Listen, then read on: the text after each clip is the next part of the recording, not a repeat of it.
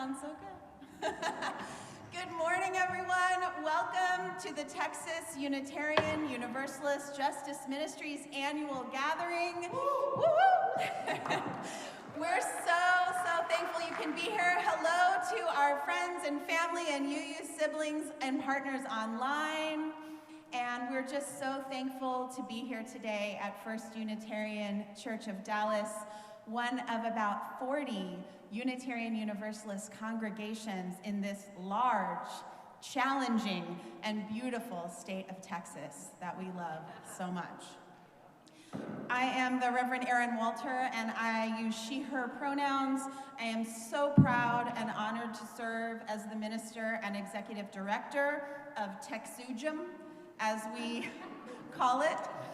I will say it is really something special to stand here. I've only been in this church a few times, but the first time was when I was a high school student here for a high school youth retreat for the weekend. And so I'm also so thankful that we have youth here leading their own programming today.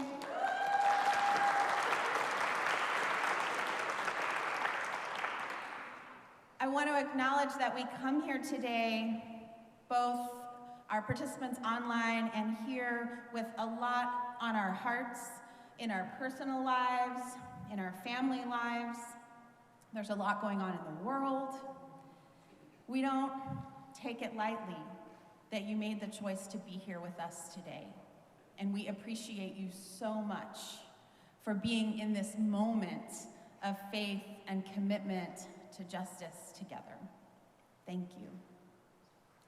I would like to invite the Texas UU Justice Ministries Board Chair, Bruce Harris, who is a member of this congregation and its Social Action Council, to join me up here, and we are going to name the 26 Texas UU congregations who are represented in our registration of more than 120 people today. We're going to take turns, and I know this takes a minute, but I think it's really important because it's very easy to feel alone out there. And if today is about anything, it is about knowing that we are not alone in this work. So we are so excited to have among us today in person and online, First Unitarian Universalist Church of San Antonio. Oh, hold your applause. And First Unitarian Church of Dallas. First UU Church of Austin. Horizon UU, Carrollton. Westside UU in Fort Worth. UU Fellowship of Galveston. First UU Church, Houston. UU Church of Oak Cliff. Northwoods UU Church, Houston. Red River UU Church in Denison. And I will say hello to our Oklahoma siblings because Red River also includes Oklahoma. You're welcome with us anytime. Let's see who's next. Emerson UU in Houston. Pathways UU in Hurst. The UU Church of Corpus Christi. Wildflower UU Church of Austin. All Peoples UU, Fort Worth. Live Oak UU Church of Cedar Park. San Marcos UU Fellowship. UUs of New Braunfels. Denton Unitarian Universalist Fellowship.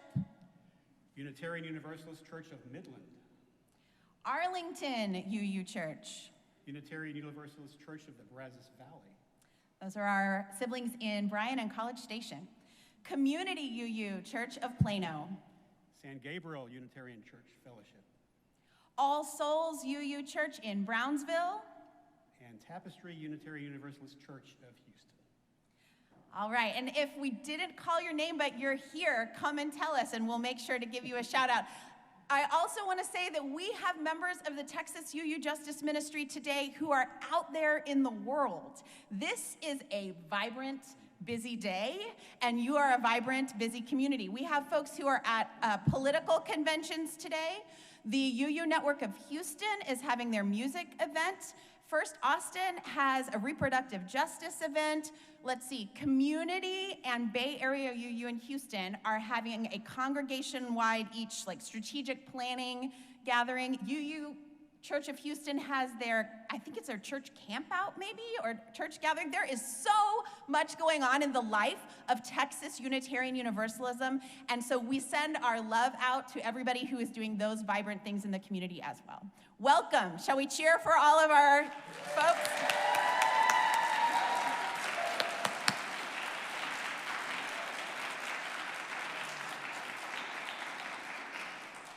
We are so glad you're here. Okay, I'm looking for my agenda, which likes to disappear. Here it is. Okay, so I want to share with you some logistics before I invite up some more speakers and we get into our program together. We have just phenomenal sponsors and volunteers that make this day possible.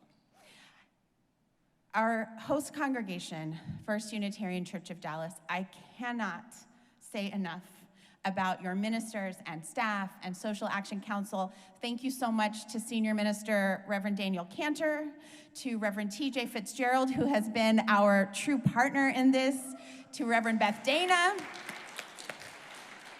to Noemi, to Russell, to everyone on the team and the church. We are so thankful. This is our very first time as the Justice Ministry to do a statewide gathering outside of Austin. So it relies so much on the teamwork of our hosts. Thank you. We also have sponsors from First UU Austin, from Live Oak UU, from North Texas UU Congregations NTUC. Thank you, Daniel. From Mortgage on a Mission, the business of one of your members here, Ben Stroob from First, let's see, do I see Ben yet? Hi.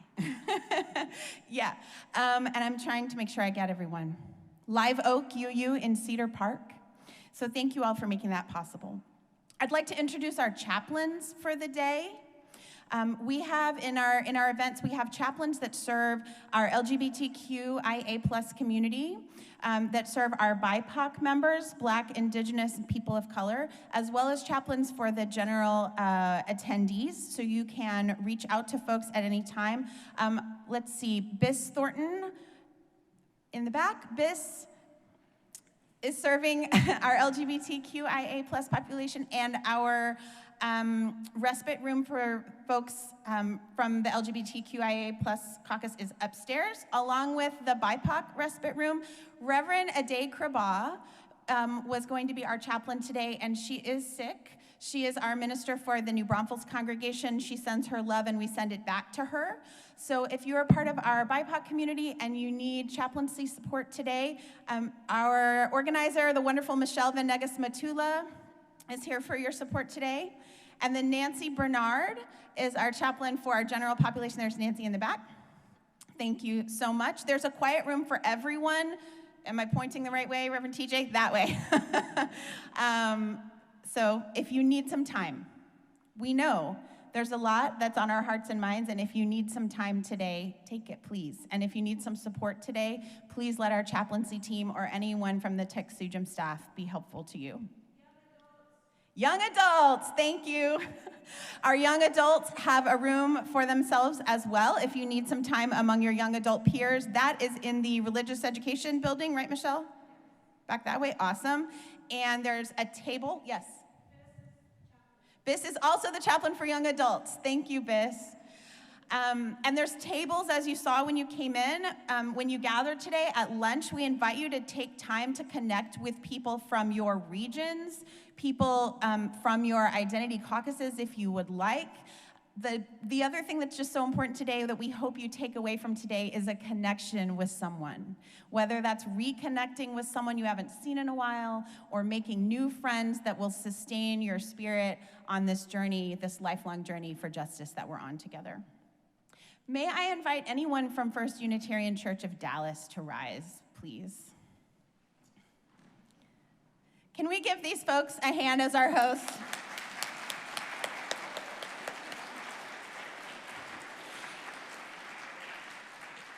You looked, I hope you saw a few people. If you don't know where you're going and you're lost, please ask somebody from First Unitarian. I know for a lot of us, this church is 10 times as big as the church we're used to attending, so ask for help if you get lost. Okay, I would like to invite Menica from our advisory council from Horizon UU to come forward to light our chalice.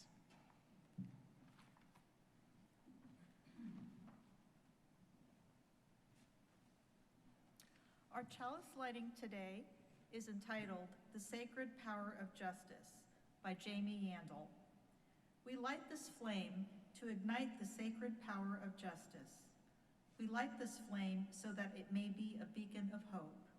In moments of uncertainty, fear, anxiety, and the unknown, we light this flame and are emboldened by its blaze. Knowing our strength as a prophetic and powerful people is rooted in the diverse ways we answer the call to love.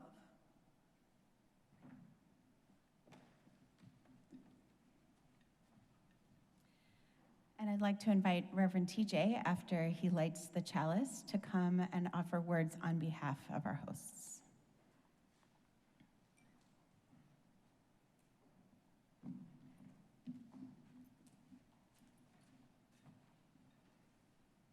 Good morning. We are so moved by your presence in this place.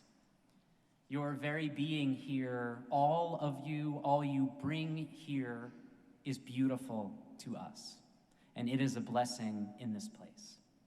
So let us all take a moment now and go to the divine, go to Spirit, go to God, go wherever we go together with these words. Gracious life, gracious Spirit that moves within and among us, show us this day how we may be of service to one another. Show us this day ways that we might change the world, change what is around us, or maybe even change ourselves. Let us never forget the words of the Aboriginal activists who say that if you have come here to save me, you are wasting your time. But if you have come here because you believe your liberation is bound up with mine, let us work together. It is in this spirit that we join our hearts, our minds, our bodies, and all our energy together to ignite today the flame of justice. May it burn bright in each of us, that the world may know it well. May it ever be so. Blessed be. Bless you all, and amen.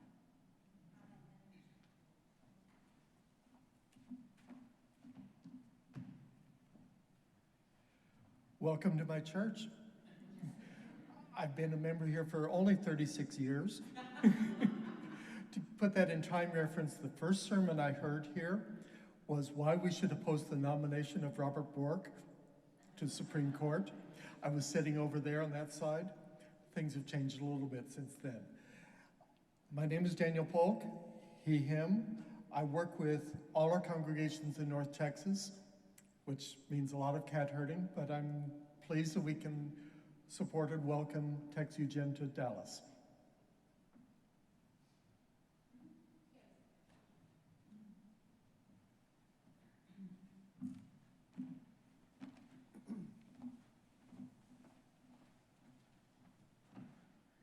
I'd like to add my welcome to our church and to this day. My name is Carrie Stewart. I'm a member of the Advisory Council of TexUGen, and we represent each of the congregations that are members of TexUGen. And I'd like to do a land acknowledgement, because we know most of us were not the first people in this place. This is from the National Museum of the American Indian. We gratefully acknowledge the Native peoples on whose ancestral homelands we gather, as well as the diverse and vibrant Native communities who make their home here today. And here in North Texas, they include the Humanos people, the Tonkawa, the Kickapoo, Caddo, and Wichita. Thank you.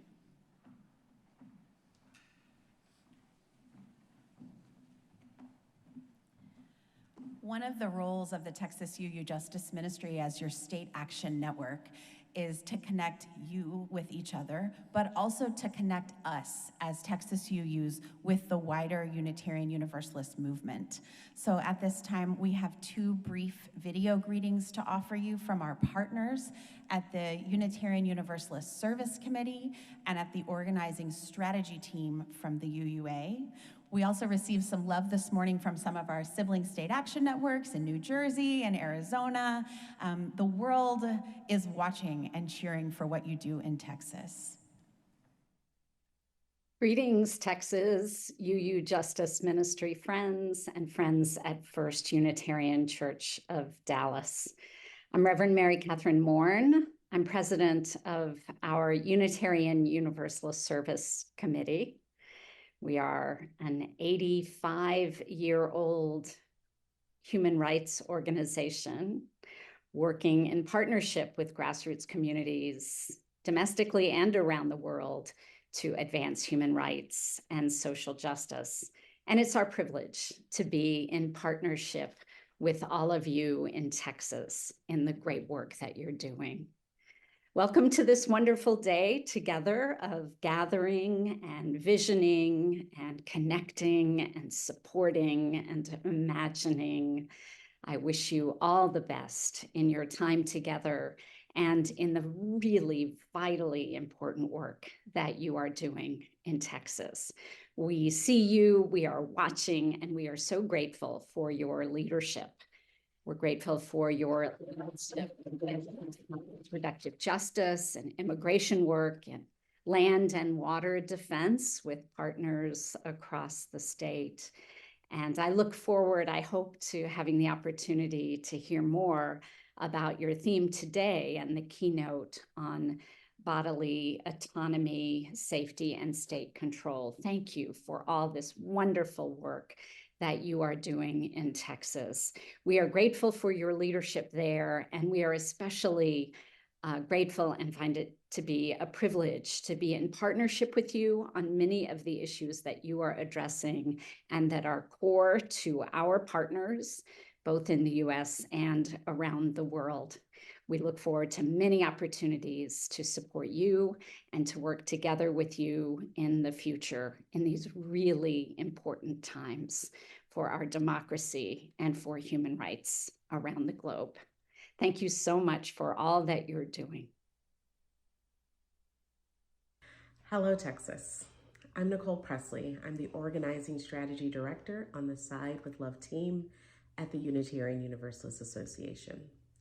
And I'm so glad that you are all gathered today to do this important work at this critical time. Now, I'm not going to tell you all the things that are happening in Texas because I know you know that better than I do. And I'm not going to tell you all the important work and actions you could take because I'm sure that Aaron and the team at Texas UU Justice Ministry have a lot in store for you. What I will tell you is that I believe movements that change our lives, that change our country and change the world happen out of moments, from Selma to Standing Rock to Stonewall. Folks gathered in the service of justice in a particular place, in a particular time, have changed the world. We know that Texas is the site of many vicious attacks to our beloveds. Our trans family, our immigrant families, our BIPOC families, our poor families. We know that Texas is a major site of white Christian nationalism that is affecting our entire country. But what we need now is not only action, but hope. And it is the work that our state action networks do, just like this one in Texas, that provides so much hope and the possibility of a new future for Unitarian Universalists and for our country. So ground in the important work that you do today, knowing that with your partners, with your larger Unitarian Universalist community, that we are with you and that you can create a movement moment in Texas that transforms our faith and transforms our world. Thank you.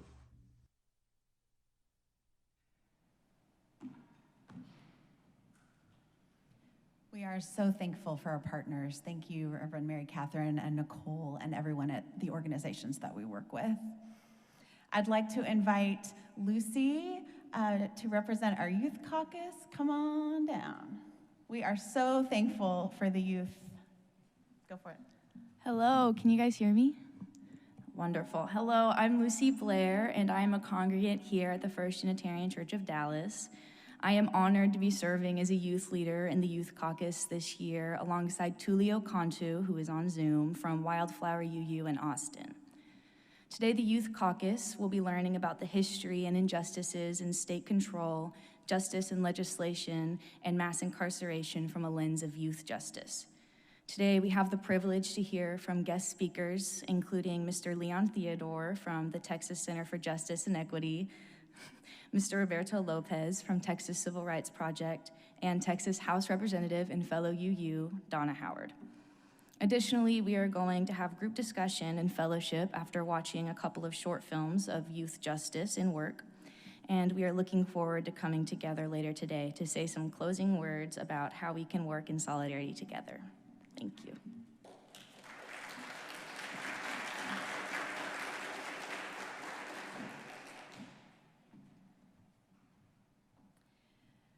I think we all want to go to the youth caucus. Right? So our agenda is similar to what you just heard from Lucy. We are going to share with you some news from the Texas UU Justice Ministry. Some of you are with us for the very first time, and I don't want to take that for granted. So I will talk a little bit about what we do, and I want to invite members of our staff to share a bit. And then we will have a panel on our topic of bodily autonomy, safety, and state control. We have been on the ground with our partners and communities, in particular for the last very challenging year and a half. For many years before that, and many people in this room have been doing this justice work for their whole lives, for decades. I just know that a lot of people in these yellow shirts, we have been on the grind for justice for the last year and a half in a very intense way. And what we are feeling is the ways that all of the issues that UUs are fighting for are connected. And the different ways sometimes that each of us is affected by the state. The different ways that each of us experiences or doesn't experience a sense of physical or spiritual or emotional safety in the world. So when we have our panel, we're gonna have 4 folks who bring experiences and work for us to hear from and ask questions. Then we're going to have lunch together, and there's spots for you to sit to make new friends or to connect with old friends.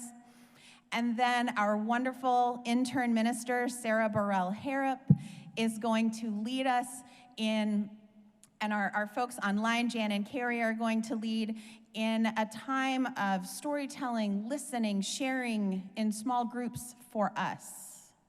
And this will be part of Sarah's, it's like a senior project in seminary, a capstone project. I can't keep track of all the language that our seminaries use, but we have been incredibly blessed to have Sarah Burrell Harrop as our intern minister.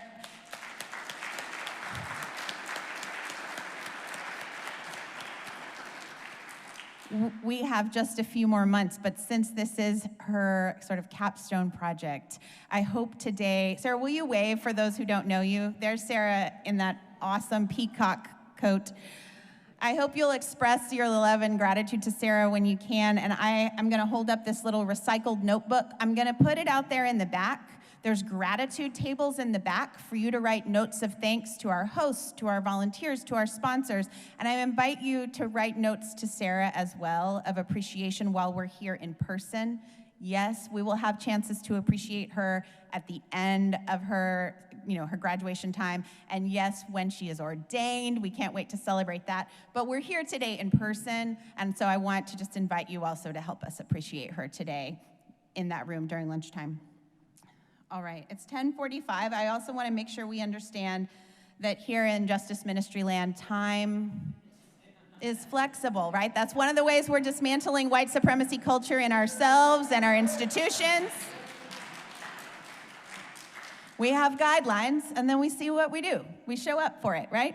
All right. so welcome to our guests who have arrived since I started speaking. We're so glad you're here. Thank you for being here. The Texas UU Justice Ministry, just for a quick 101, is the state action network for Texas for the Unitarian Universalist faith. We are a part of QSAN, the coalition of UU state action networks. So we don't make it up. We are doing this work with others. We're not reinventing wheels out there, and we're proud to be in community with our state action networks around the country. That said, this is an emergent strategy, as Adrienne Marie Brown says, and this is an emergent type of work for UUs. We have about 30 state action networks. We're not there yet in every state, and we're helping seed and grow more. So right now, for example, Tennessee, where a lot of good work is happening, we are helping grow and seed that state action network. And our siblings in other states have helped us learn. I've been in my role now for about 2.5 years, and I send you love from the Reverend Chuck Freeman, founding executive director, who I know a lot of you know, and he says, keep up the fight. Every time I call him to see how he's doing, he says, just tell him I said, keep up the fight. We seek to connect and support you in your congregational work. Thank you to our youth team. I see you heading off to do your work. Have a wonderful day.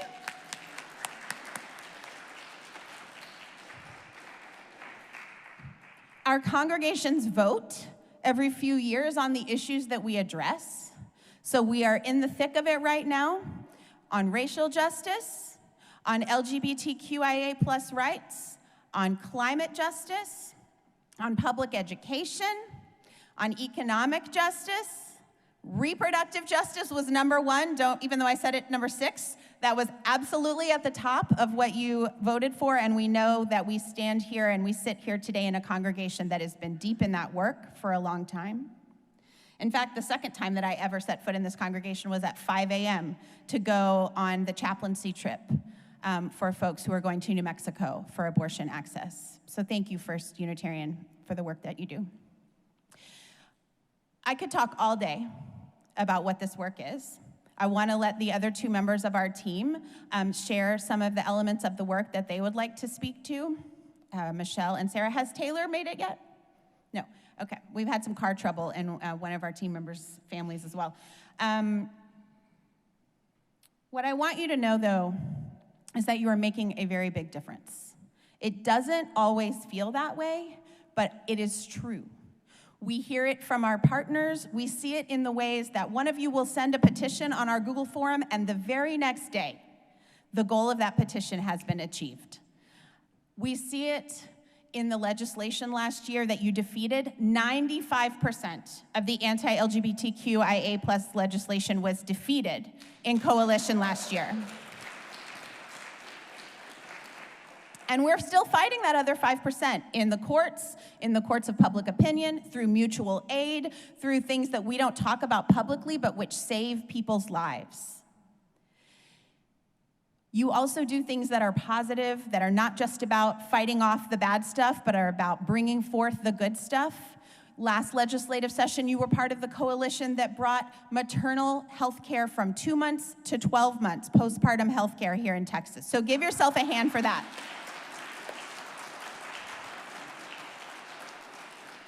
And one of my favorite numbers, over the course of an entire session and 4 special sessions, you beat back 100% of the school voucher schemes for public school funding.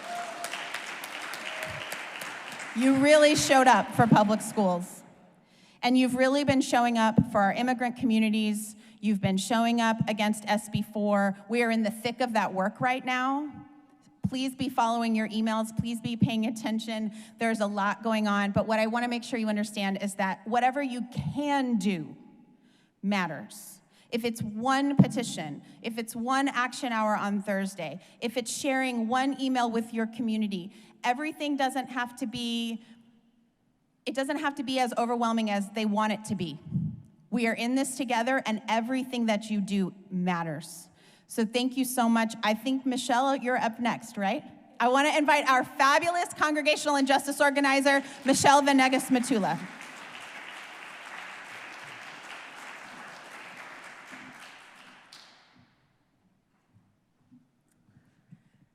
Thank you, Reverend Aaron, and thank you to all of you for being here. Like Aaron said, I am Michelle Venegas Matula. I use she and ella en español pronouns, and I am your congregational and justice organizer for TechSouJM. And I so appreciate all of you for being here and taking the time. There's a lot of things, like Aaron was saying, that are going on, so your presence really does matter. And I just want to say that as an organizer, I am your cheerleader. I am here to bring our voices together and to make sure that our UU values are heard and represented loudly all the way to the Texas Capitol and throughout all our public squares. So your work is just, what's the word I'm looking for? So important. There's a better word, but right now, just the work that you're doing really makes a difference. People need to know that we as a people of a liberal faith are here in Texas too. So we've been so busy. We've had so much going on this past year. I started back in January of 2023. We had our gathering. We had an amazing representation for our legislative lobby day last year that we went to the Capitol. It was our first year having a youth caucus, and we had lots of youth with us as well.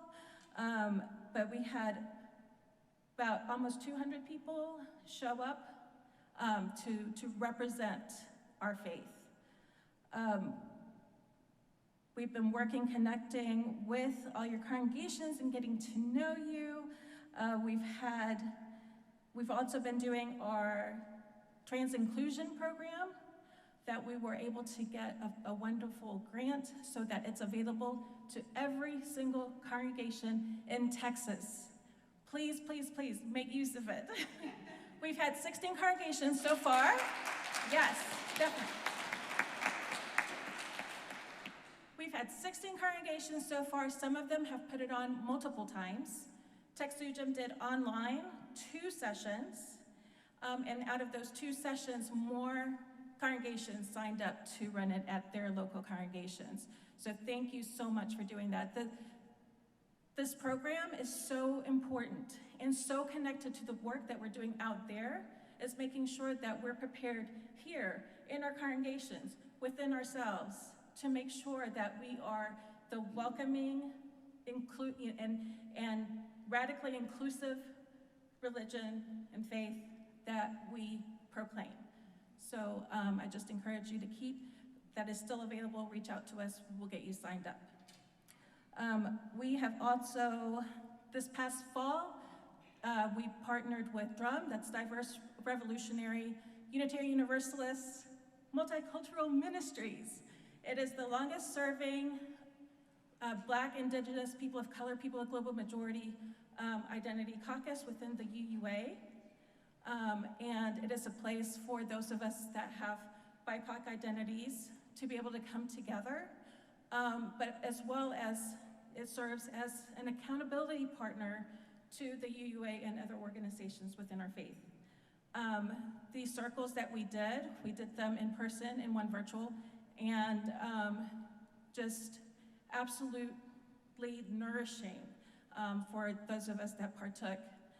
And it gave me the opportunity to go and visit some of your congregations, where I saw people signing petitions to stop school vouchers and all sorts of other TechSouJM related and justice related work, and it was great to get a chance to meet some of you in person at that time. And now, this year, we kicked off the partnership with UU The Vote, and this is gonna be so important. It seems like every year we say it is the most important year for elections, but we really do need to show up and help others to show up and get the word out. And one of the ways that we're doing that is through a grant, and we've had 20 congregations sign up so far. We would love to have at least 30, if not more. So with that, I'm going to pass it over to Sarah.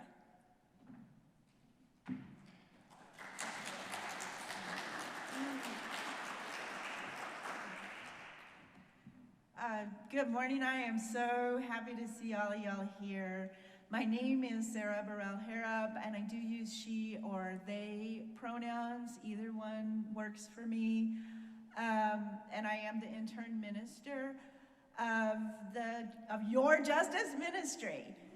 Yeah, you can clap for that.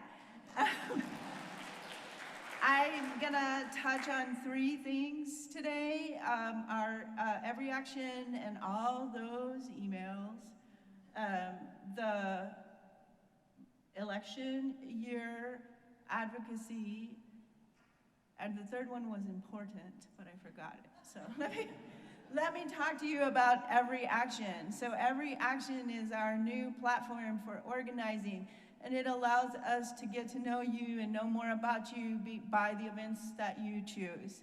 And we have a Friday e-blast that's going out. Sarah, I don't want to get an email every Friday. You can customize your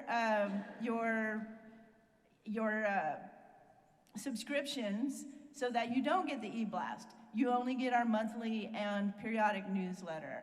You only get events pushed out to you. So please don't just unsubscribe. Talk to us, and we'll help you get the subscription that you want. The other thing that's really powerful about Every Action and why we want folks to go and get y'all's addresses in there is that if we have partners that say this representative is very critical, we need to get a meeting with this representative, we can go, we can look in there, we can see these are the 10, these are the 30 people that live in that district, and we can say, hey, we have this special opportunity to advocate with your representative, please come. And so, again, if you unsubscribe targeted emails, you will not get those invitations. So talk to us, just talk to us about all those emails, because we will help you get the mix that's right for you. Michelle mentioned about the election work. Yes, the third very important thing was to recognize that our Zoom hosts come to us from my sibling cohort of You the Vote 2020. And so much appreciation to Sandra Sills-Kosek and Cal Ball, who are holding down the Zoom. I am trying to keep my laptop open and interacting with the people who are on Zoom.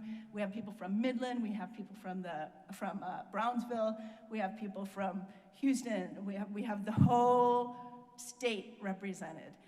So if you want to connect with the people on Zoom, and I've got my laptop and my earphones, come visit me and I'll put you on and you can talk to the people on Zoom.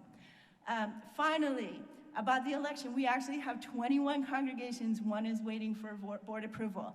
So we want you to join in this grant that will give a big pool for us to use for election work. And we want to be, this is our third cycle, our third federal cycle. We want to be in conversation with you about what makes sense for you as a congregation. It might make sense for your congregation to do canvassing in your neighborhood and have door hangers. It might make sense for your congregation to host candidate forums. It might make sense for your congregation to get a bunch of people to be election judges or election workers. Let's be in conversation about that, because yes, we will have postcards, but as Lisa Garcia-Sampson of our sibling Justice Network says, this is the appetizer. We want you to stay for the meal. Here's what the meal is. The meal is that we are going to have conversations with voters about issues. We want to knock doors and talk to people about abortion and why abortion is necessary health care, and why then voting is an important entry point into advocacy for abortion. We don't want to send a postcard, we do want to send postcards, but we don't want to send a postcard and then have no further contact.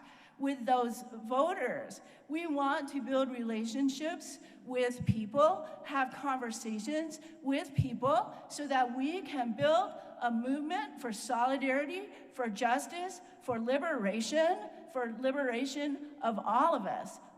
That is all that I have. So I will turn it back over to my beloved supervisor.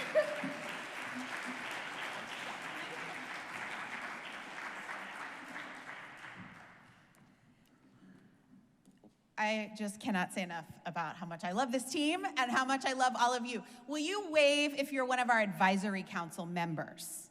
There we go. I see a few. Thank you. These folks, every month, log on Zoom with us, and they share with us what justice issues and what events and what concerns are going on in your congregation, and we share with them the opportunities that we have to offer through our relationships and our partnerships. If you're here and you're not sure who the advisory council member is for your congregation, or if you're online and you're not sure, I invite you to make it your business to find out. And we are always happy to have more because we know you're busy. So technically each member congregation has 2, but if you want to have 3 or 4 so you can rotate, we want to make it work with you. What is most important to us is that we are in relationship with you.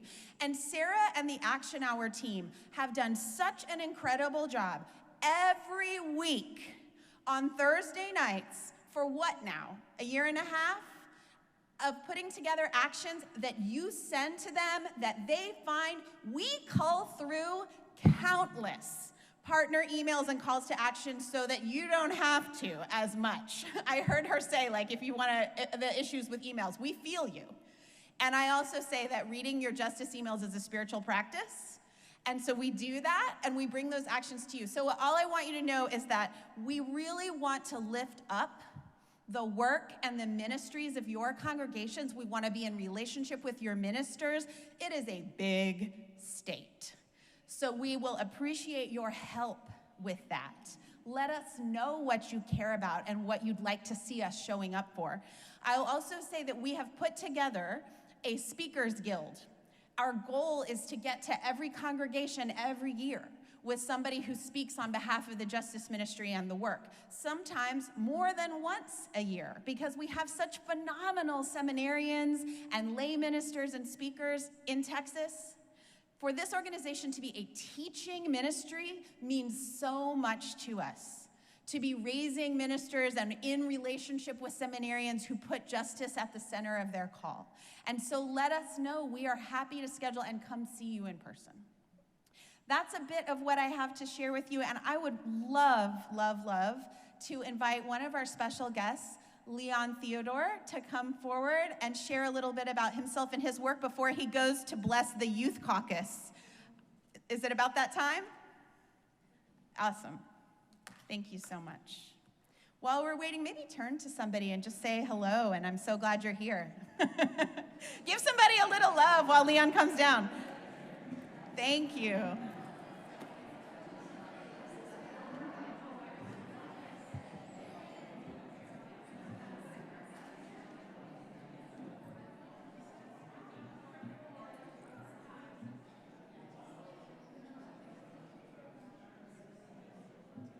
Okay.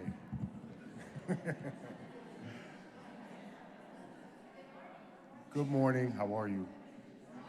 Good morning. So, I do my best work with youth, but I am here to speak with you as well. So,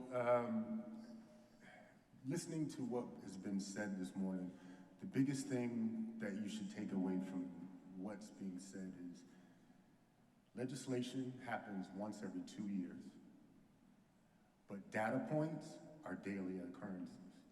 So what you see for data is somebody's life, is some kid's life, is some family that's going through an issue.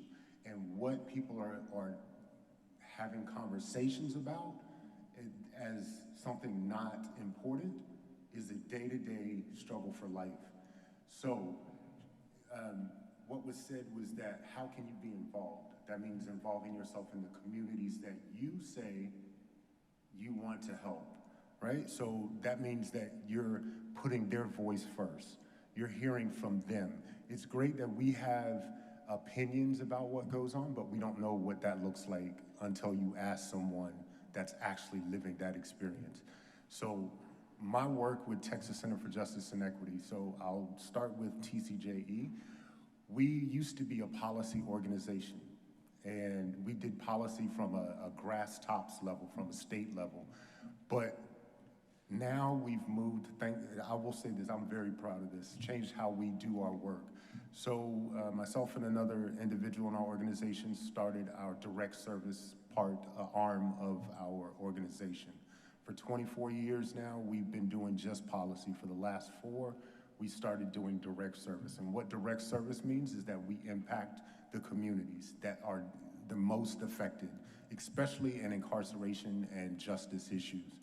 The biggest part of understanding what incarcerated or incarceral issues are about is it's a community issue.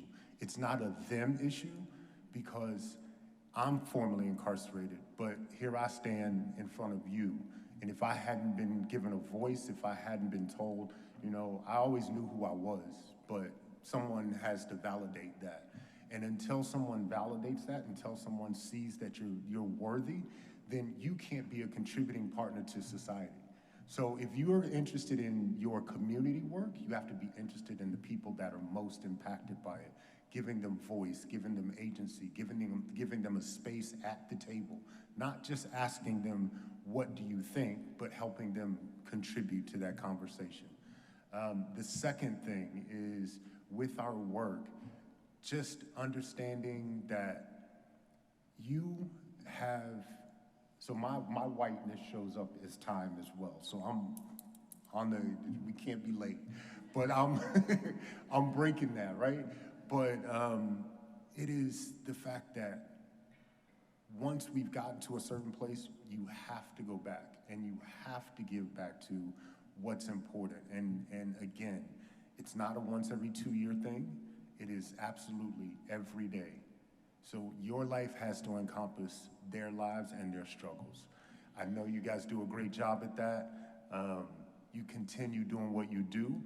I have a program now I have to put in a shameless plug because that's what I'm doing. But we have a program that works with, specifically with youth of color, but specifically Black youth, taking them to Germany. We're taking them all over the world, actually. It's called the Change of Perception Travel Program.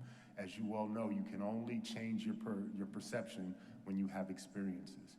So that's one of the things that my work does. We take high school students and middle school students all over the world. This year we're going to Germany. We're taking 20 students to Germany. It's free of charge to the students. We're helping them get their passports. We're involving them in conversations that they're normally only impacted by. Racism, how to end racism, giving them a voice and a seat at the table. So if you would like to support, if you want to find something to do every day, please reach out to me. I'll have informationals in the back, but that is a way to support changing lives. You change one person's life, you change a whole community, as you well know. So that's enough for me. Now I gotta go talk to the kids.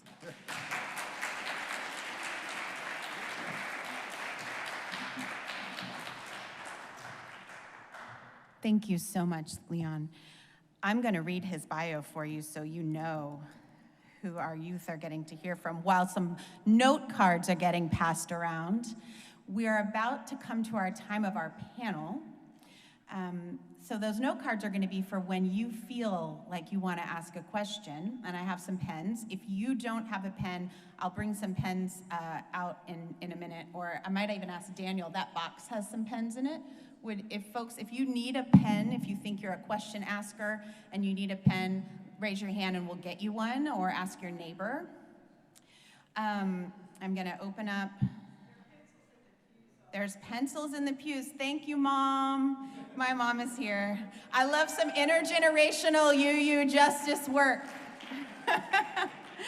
All right, so before I introduce our panelists, I want to tell you about Leon Theodore, who you just heard from. He is the Dallas County Project Director at the Texas Center for Justice and Equity. He's been active in the re-entry field since 2006 and has done extensive volunteer work in Orlando, Florida, where he established, and also a word of prayer for Florida, they're in the thick of it with us, where he established his own nonprofit organization after recognizing a lack of local support services. Leon's passion for re-entry as well as social and employment development stems from his own experience, as you heard, with the criminal punishment system and the stigma attached to people returning from incarceration. Leon will pursue a PhD in educational leadership policy. I believe he's pursuing that right now. This bio says in fall of 2023, so he must be in the thick of it. He has a Master of Social Work from Texas A&M Commerce, and we're so thankful to Leon, as well as to Roberto from the Texas Civil Rights Project and Representative Donna Howard, who are with our youth this morning. Before I introduce our full panel, I also would like to welcome one more person, particularly on this topic of bodily autonomy. We have a special guest, Reverend Jamie Yandel from our UUA Uplift. Would you like to come up just briefly and say a bit about that? As we get into a panel about bodily autonomy, we want you to know that our Unitarian Universalist movement has resources for you on this topic in particular. Reverend Yandel, thank you for being with us.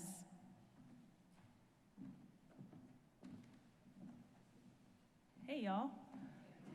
I have been traveling to Louisiana and Boston and a bunch of places talking about my work. My official title is Transgender Support Specialist, and I work for the UUA, and you might be saying, what is that and how come I've never heard of it? It's because it's brand new, and obviously trans rights are important, and so is intersectionality. So my job is to help create a rainbow railroad for trans folks of the global majority and also white people to get out of messed up situations, to say it nicely, into better ones. And we're doing that through UU congregations. There's a lot I cannot say about that because of safety reasons, but if you go to pinkhaven.org, you will find all the information about all that we're doing.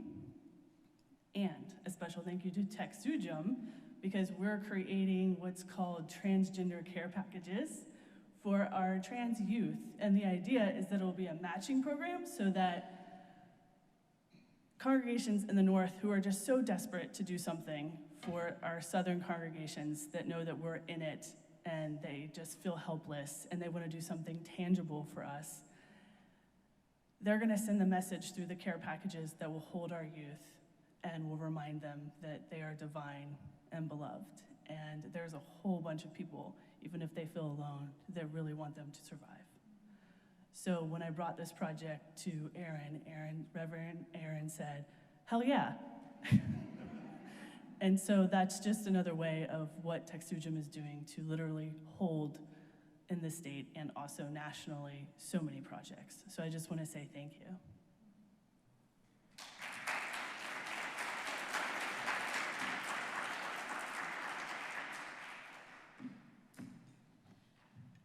Reverend Jamie is a former board member of TechSouJum and recently the minister for one of our member congregations, San Gabriel UU Fellowship in Georgetown.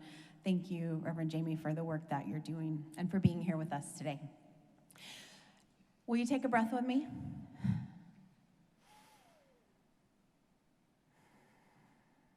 Maybe one more. Will you ask yourself if your body can be even 5% more comfortable where you are? We invite you to take care of yourself during this day. This is not a day of action for us, but a day of connection, of spiritual nourishment, of the sacred act of being present to each other. Being present to the moment, being present to what our partners have to share. And so in this time, we're going to come into our panel. I'm so thankful and honored for the partners who are here with us today. And our intention was to invite folks on the front line of work that we know you care about, who are based here in Dallas, in Fort Worth, in Oak Cliff, around North Texas, so you could really hear about the good work that's being done and think about how you might live your lives even more deeply in ways, and how I might live my life and our staff might live our lives even more deeply in relationship with the folks and communities you're going to hear from and who are our own communities as well. So I would like to invite our panelists to come on forward and to the chair of your choosing. Thank you. I'm going to introduce a little bit about these folks, but I'm also going to invite them to tell more about themselves. I see first the Reverend Dr. Katie Hayes, founder and pastor of Galileo Church on the southeast edge of Fort Worth. After 2 decades of ministry in traditional churches, she went looking for the people who were left out of the system. Katie is a founding member of the Inclusive Faith Coalition of Tarrant County, a member of Pastors for Texas Children, a member of the Tarrant County Justice Network, and she advocates for LGBTQ+ inclusion and justice at every level of ecclesial and civic life. Help me welcome, please, Reverend Dr. Katie Hayes.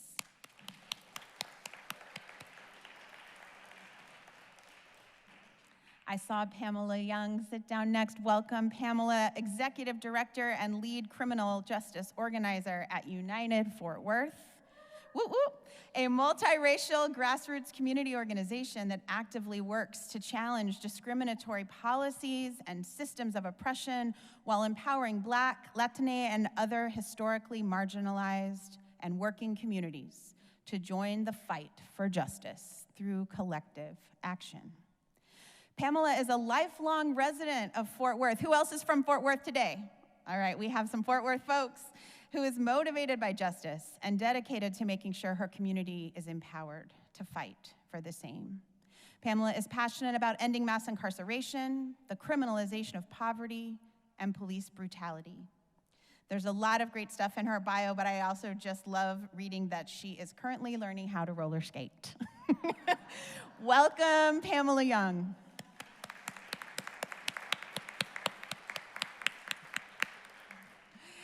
And then I saw Paula Lorenz.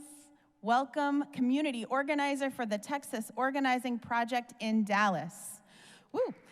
Born in Mexico and lived in Texas for more than 20 years, Paula is a proud mother of 2 and active community leader.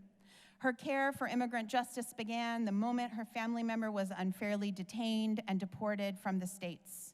She is now organizing her community to know their rights against the threat of anti-immigrant laws like Operation Lone Star and SB 4.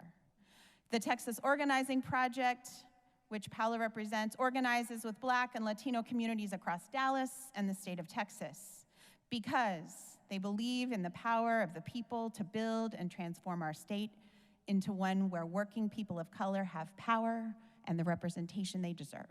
Welcome, Paula.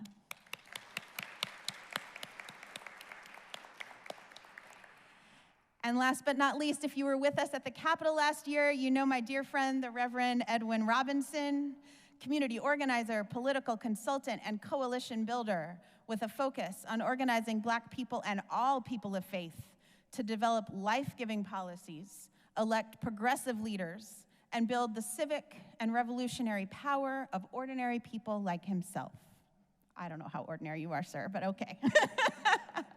Edwin's belief in people's collective power to dismantle systems of oppression led him to organize the Dallas Black Clergy for Safety, Equity, and Justice, which brings together North Texas Black pastors who are working at the intersection of faith and justice in their communities. He is currently the Chief Strategy Officer for Faith in Texas. Welcome, Reverend Edwin Robinson.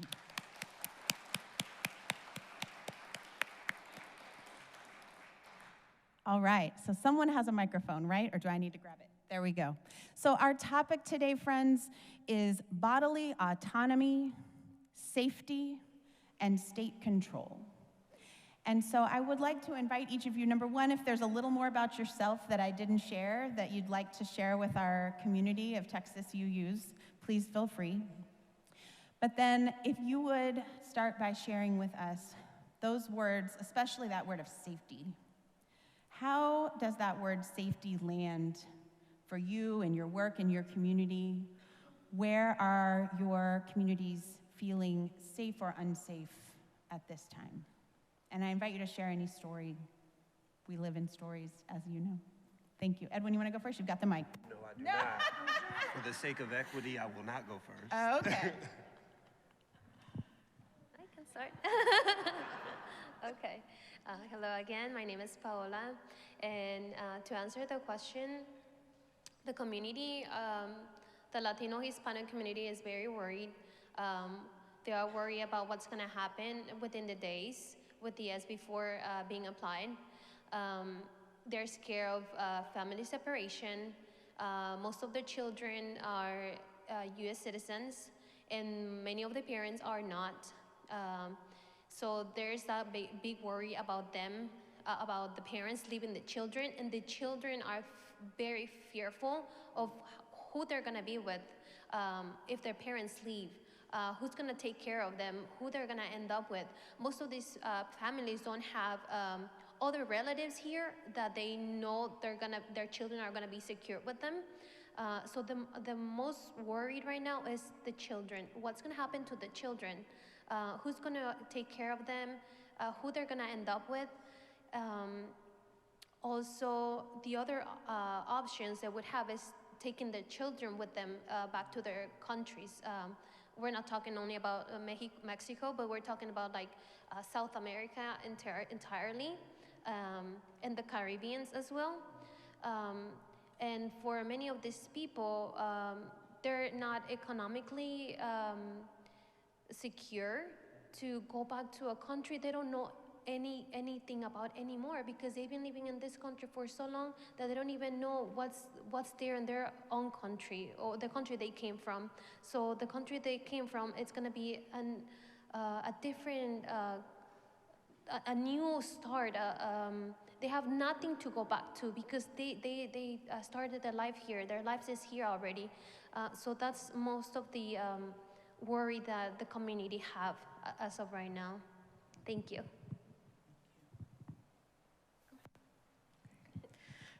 Thank you so much for sharing that. I just want to start by saying a name, Anthony Carrillo. Anthony passed away on Thursday. He was a member of our community in Fort Worth, in Polytechnic Heights, where United Fort Worth is located. And he is directly impacted by this racist legislation, Senate Bill 4, and all the other racist legislation before it, and just the non-system of welcoming people here. His mother was deported when he was 2 years old, and between that time and now, his death, he was raised by his grandmother. And so you can imagine how that has affected his entire life. To not have his mother, the love of his biological mother, who loves him very deeply, and what does that do to a person, to a child? For Anthony, depression was part of what it did. And so many other traumatic domino effects rippled out from that. And so many other systems, criminalization as a young Latino youth in Red Tarrant County. We spent the last year of his life trying to keep him out of prison for an unnecessary interaction with a police officer. So that's heavy on my heart today and tomorrow as the mega march against SB4 will be taking place. There's so many intersections with these oppressive systems and how they are making us unsafe and continuing to just upend our lives and the lives of people who have been historically marginalized by these oppressive systems in this nation. I'm Katie, she, her. I'm the founding pastor of Galileo Christian Church on the outskirts of Fort Worth. And when we founded that church in 2013, we named as our first missional priority to do justice for LGBTQ plus folks. As a statement of repentance and reparation, knowing that Christianity and congregations have to be proactive in declaring and embodying safe space for queer folks. We have a lot of work to do, a lot of repenting to do. And we've been working for over 10 years now to make that space safe for LGBTQ folks, a place where all identities are welcome and celebrated, truly celebrated, not tolerated or accepted, but really celebrated, including in the life and leadership of our church at every level, from staffing to lay leadership to youth leaders to and so on. And then, as many of you have been on the sort of legislative journey in our nation and in our state over these last 10 years, things have become increasingly unsafe, especially for trans folks and trans kids in our church community and in our neighboring community. And we do what everybody does. We go to the Capitol and we join rallies and we make signs and we sign petitions and do all the things. But over the last several years, that just felt like we were just beating our heads against a wall. It was really dispiriting to keep doing it, and especially in the 88th legislature last year with over 140 anti-LGBTQ bills introduced. It was just exhausting. And we lost some important local fights that our church had been very, very involved in. We were the community organizers to protest a particular policy in Mansfield School District and lost terribly before we knew about Patriot Mobile and the local takeovers of school districts. And so we began to imagine what it would be like to try to go on offense with some of this stuff rather than just trying to bat down every bad bill and attend every school board meeting and offer public comment into the void, which was really doing nothing and just exposing us to more and more hateful rhetoric.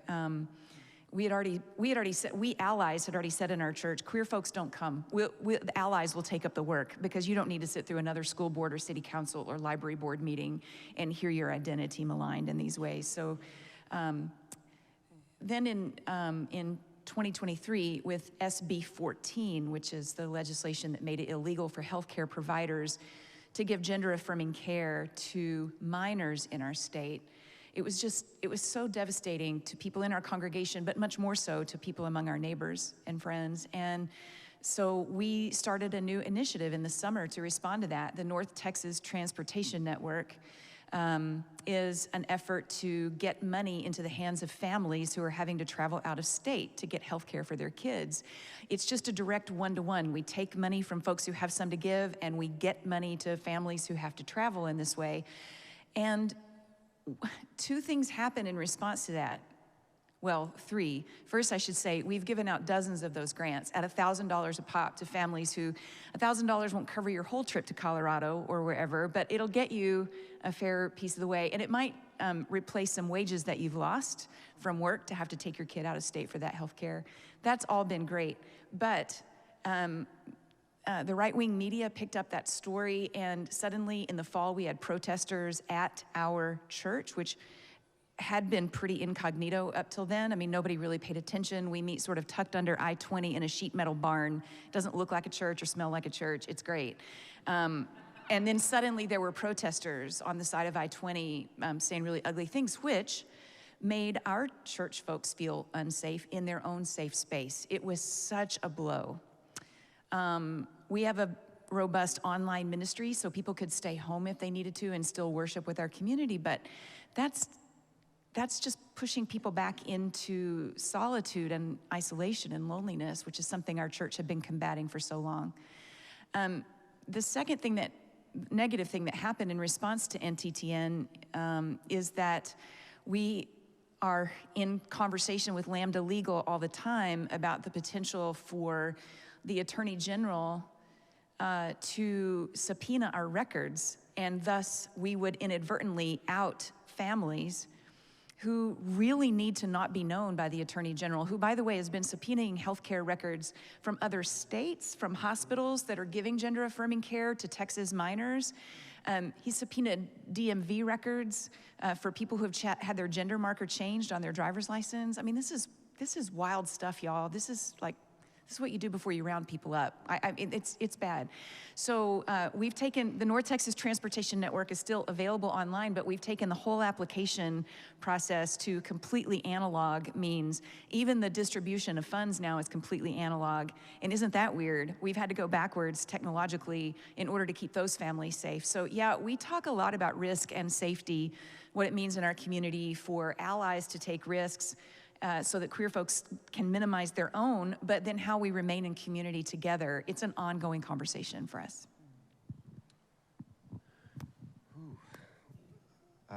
First, I just want to say thank you to my friends and my colleagues. This work that we do is very hard. And people do this work all over the country, but for some reason, you know, we're masochists because we decided to do it. As they would say in the Black church, we decided to climb the rough side of the mountain and to do it here in a place called Texas. I say that to say I'm not from Texas. I was born in Salisbury, Maryland, which is Eastern Shore, Maryland. I always say out behind God's back. And my mother was my pastor for many years, and my father was a foreman, a shift foreman at the Campbell Soup plant. There were two major jobs in Salisbury, Maryland. Either you worked at the Campbell Soup plant or you worked at Purdue Chicken. It was one or the other. To this day, I do not eat Campbell Soup nor Purdue Chicken. But I've been in Texas, it'll be 10 years this year. It'll be a decade.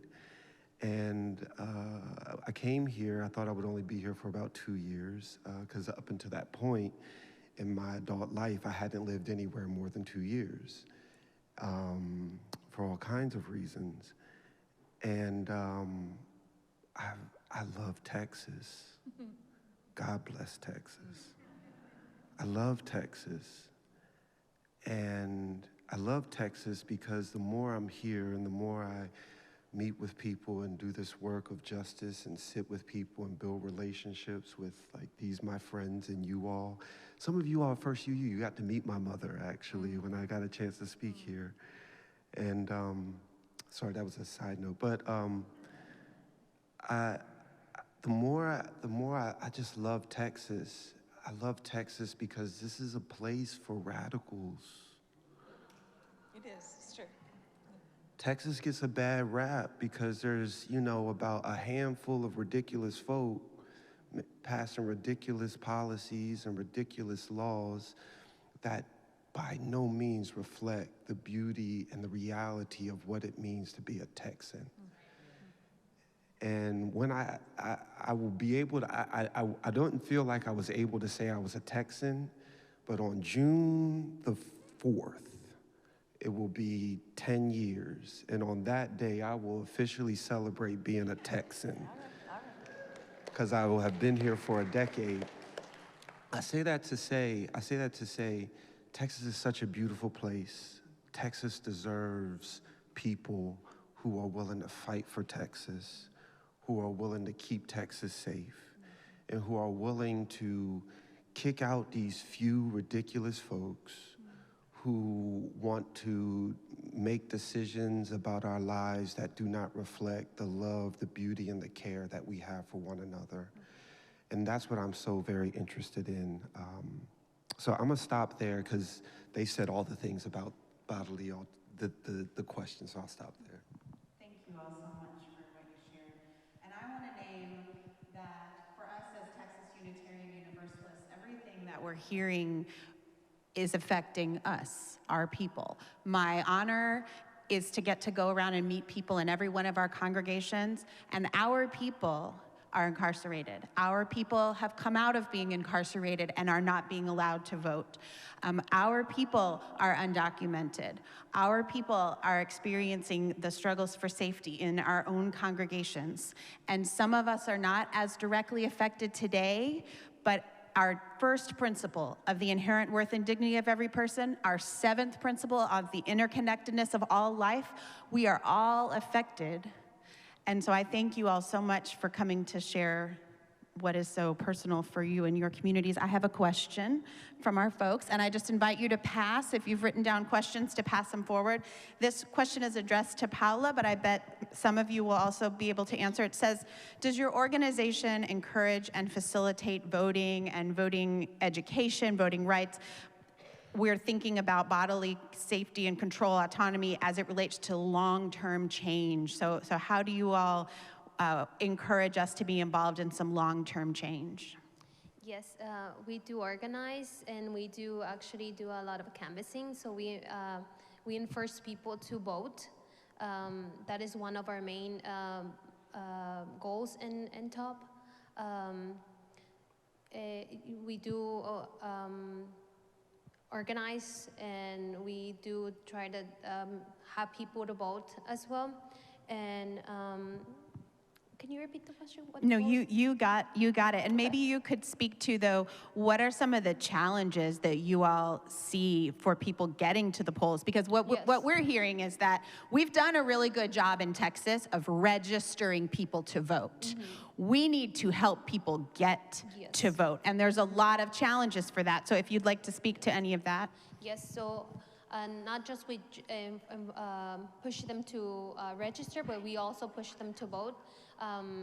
We organize groups that we can for sure make sure that they are going to vote. Most of the people that we work with is Latino and Black community, and most of them really are kind of like afraid of voting, because they always say that their vote is not going to be valuable.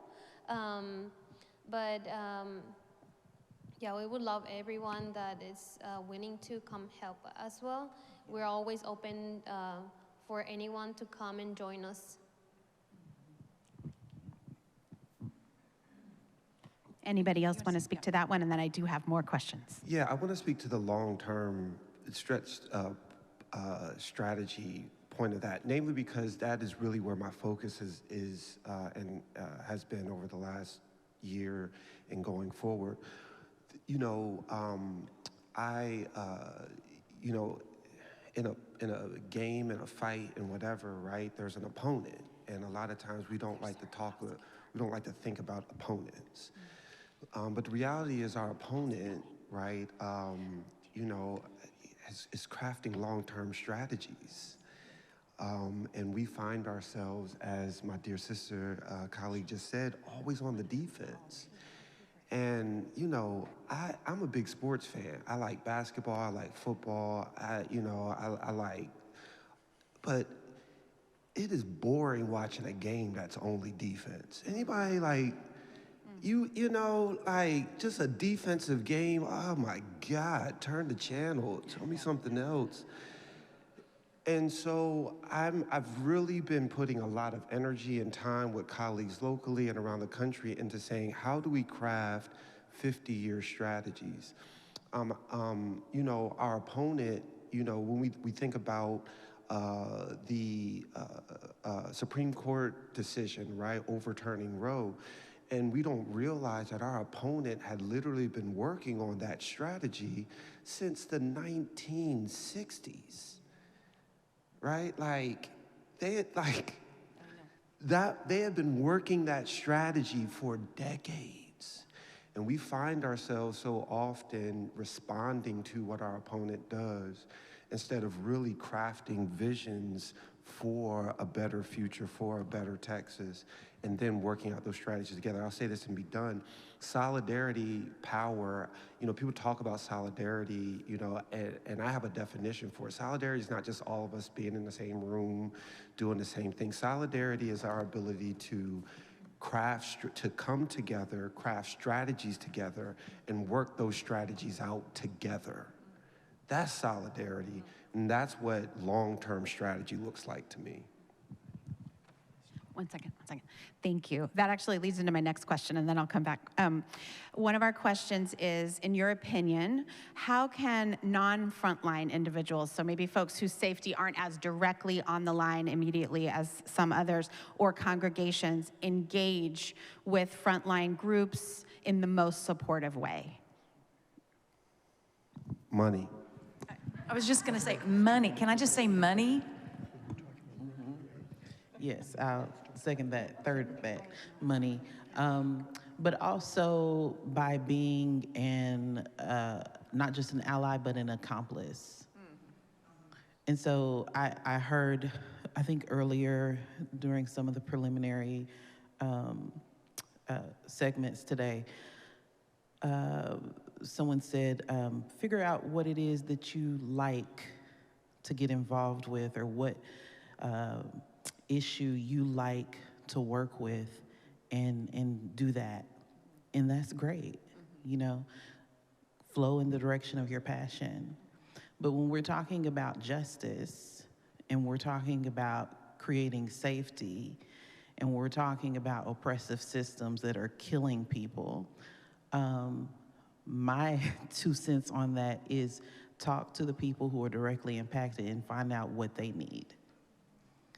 And then put your hands to that work. Be an accomplice in that work. Not in the work, that maybe is sexy, but find out where is the need, and listen to the people who have those needs. Right now in Tarrant County, again, back to Senate Bill 4, the first iteration that passed in 2017, that's how United Fort Worth came into being, was fighting to get our city council there to join the lawsuit against Senate Bill 4 in 2017. And from that time until now, we've had folks in coalition, Black and brown, people who've been directly impacted, fighting to get 287G out of Tarrant County. If you're not familiar with 287G, it's kind of like a cousin to SB4, but it gives local jail staff the authority to act as ICE agents in our local Tarrant County jail. And so how that's relevant to what's going on now is the faith community in Tarrant County, mainly out of Broadway Baptist Church, which is a predominantly white congregation, predominantly older congregation. They asked us, they came to us and said, what is it that you need us to do? And we told them, and they have been doing that work. And because they've been doing that work, using their privilege, we recently got a private prison contract canceled in Tarrant County. And it would not have happened, again, I'll use the blunt term, in our racist local government, it would not have happened if white little old ladies of faith would not have come down to County Commissioner's Court every Tuesday at 10 a.m. That's right. Amen. So that's being an accomplice, yeah. Erin and I have just one. Please. I think it partly comes also to the creativity of organizers to give people a variety of ways to participate in things. So like Galileo Church on Monday of Holy Week is having Table Turning Monday. We're doing a protest against Christian nationalism at a busy intersection in Arlington. That's not gonna feel safe to some folks, but some folks need some childcare so they can come out and hold a poster, and because it's one of our priorities this year to say, love thy neighbor with thy vote. So we're gonna go out and say that on Monday, and some people will just be at home with other people's kids, right? And so other people will be making some dinner for families so that parents can be out doing the protest thing. So there are various ways to be engaged in that work. Other folks are making posters, and then some folks, bless them, are just praying while we're out there, praying for our safety, praying for, kindness from our neighbors, etc. Thank you for that. Did you want to add something? Money. Yeah.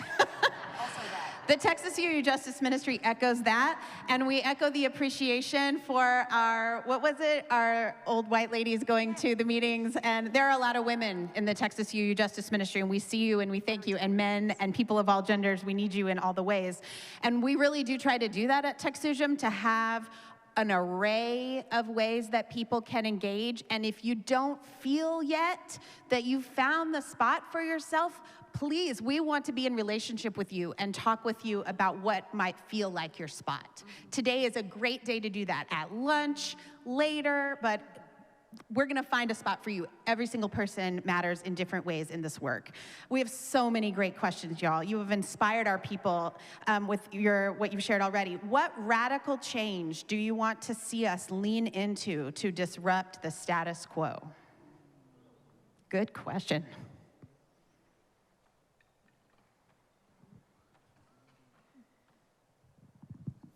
Well, I'm gonna say two things. One, from the question before, I'm not really beating any dead horse. This is a living horse. Every time you get a text message from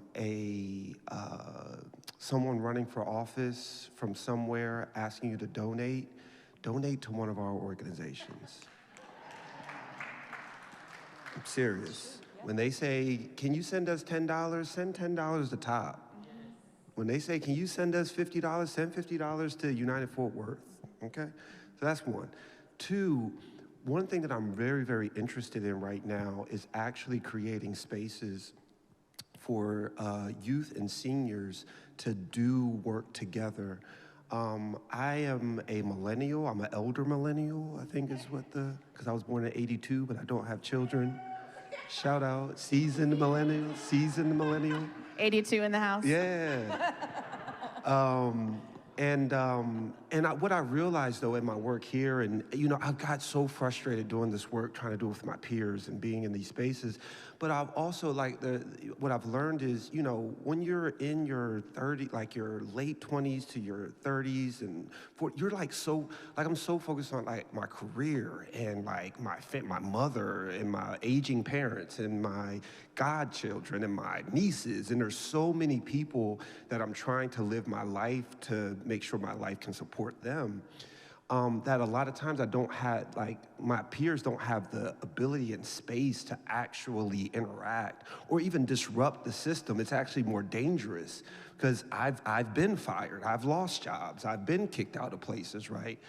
But our youth and our seniors are in these very, have just such a vast array of ability and skill and time and all these sorts of things. And so I'm really interested in working with youth and seniors and bringing them together, training and doing workshops and moving out together. So that's something I'm very interested in, and I think would be a radical shift for our movement. I got one. I throw out this idea everywhere I go. Nobody's picked it up yet, but I just keep throwing it out there. The independent school district system in Texas is so strange nationwide. And what it means is that school districts in every little municipality, they get to sort of set their own rules about how they do things. And what I found out in doing battle with the Mansfield School District is that representation on the school boards is not representative of the population of the school district. And so, like in Mansfield, they were all white, they all came from one, all centered around one country club, and they all went to one church. I'm exaggerating, but only by a little bit. And if Mansfield, if that school district had representation in different neighborhood zones of Mansfield ISD. It would change the economic, racial diversity of that board by a lot, and things would look a lot different. And it turns out that's true of most of the 1,600 ISDs in the state of Texas. What has happened in a couple of those in North Texas is that coalitions of citizens have sued the school district and have made it so that they have to have at least, like say 4 out of the 7 positions on the school board have to be representative of different geographic areas in the district. So I would love to see a radical change of citizens, local citizens, suing their school districts to get more representation on those school boards. It shouldn't be that expensive and it shouldn't be that hard, but it's time intensive to do it. It would be a labor of love over some years. So anybody out there?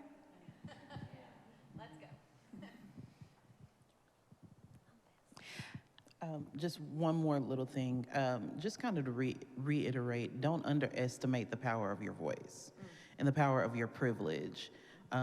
As folks who may identify as white, do not underestimate the power of your solidarity and your voice in these battles, in these fights, especially in Texas. It's very important. And I think that sometimes, you know, as a person who's Black, what I have observed sometimes is maybe a fear of, you know, I don't know how to show up, or I don't know, you know, if this is my place. And I just want to always encourage folks to, yes, show up, always show up, always be in deference to folks who are directly impacted and are leading in the space, but do show up, do support, do know that your voice and your presence is incredibly impactful and important in these times. Thank you, Pamela. With that in mind, I was passed the announcement about tomorrow's march against SB 4.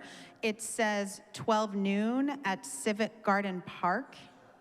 It got moved, it's 2 o'clock? Okay, I see that now on the, okay, thank you. So 2 p.m. tomorrow at Civic Garden Park.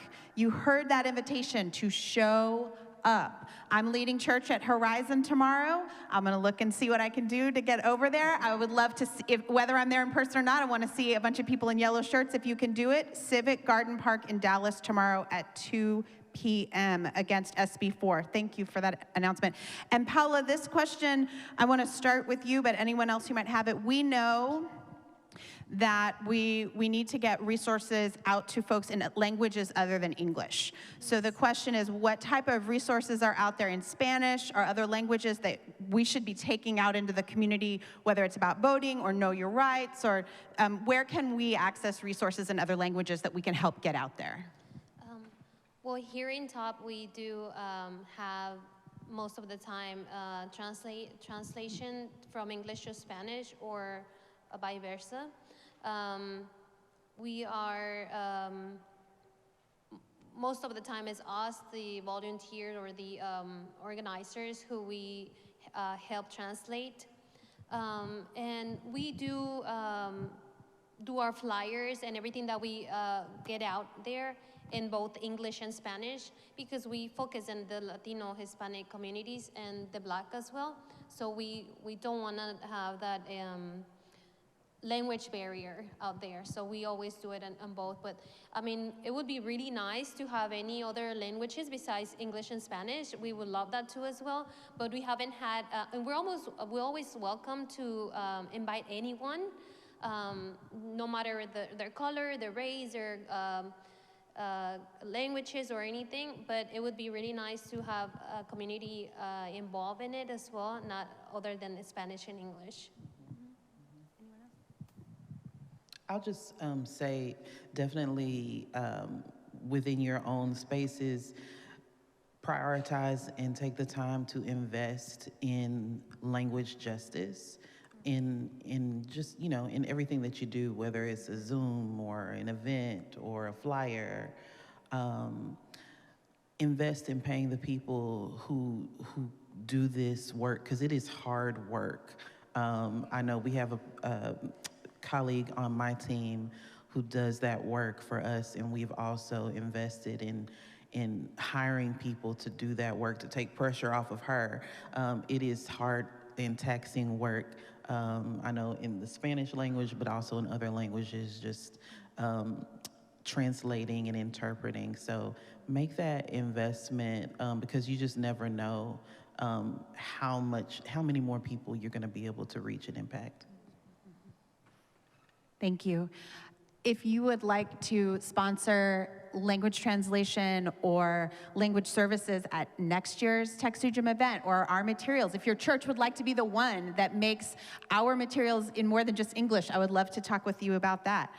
Reverend Katie, this question is addressed to you from online, but others may have thoughts on it as well. Have you engaged with the protesters willingly or unwillingly to try and reclaim your space?